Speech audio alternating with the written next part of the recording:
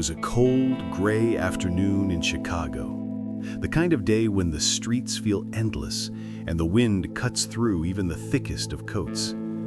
I was walking home from work, my black coat pulled tight around me, umbrella clenched in my hand as the skies threatened to open. The city was alive, but there was a loneliness in the air that matched my own mood. That's when I saw her, a small, ragged cat crouched outside a butcher's shop.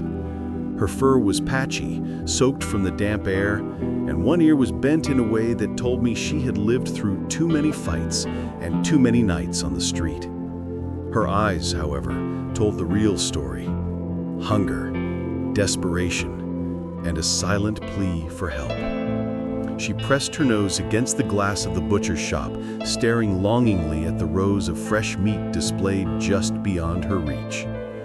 Before I could even step closer, she made a bold move. With sudden courage, she darted inside the shop. I heard the butcher's angry yell from where I stood. "Out! Get out of here!" His heavy boots stomped on the tiled floor, and moments later the little cat was shoved outside. She tumbled onto the wet pavement, shaking, her frail body barely able to stand. I froze, watching as her tiny frame curled against the wall, shivering from hunger and fear. And then the skies broke open. Rain poured down in heavy sheets, drenching the streets in seconds. People rushed past, umbrellas snapping open, coats pulled tighter, but no one stopped for her. She was just another stray, another forgotten shadow of the city. Something in me couldn't walk away. I closed my umbrella and bent down to her level. She lifted her head slowly, weakly, her good eye meeting mine. In that single glance, I saw her entire story.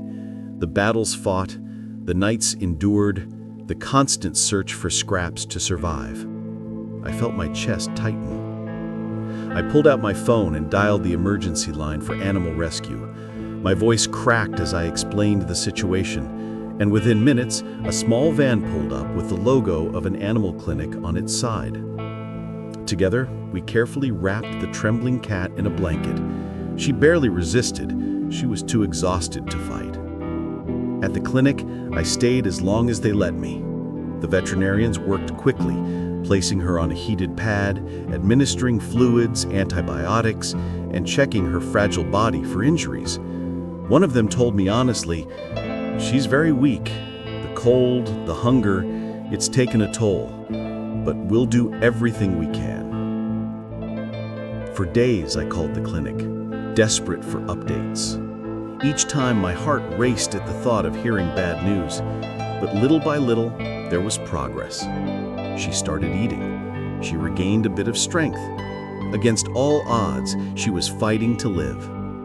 Then, one evening, I received the call that made me sit down in stunned silence.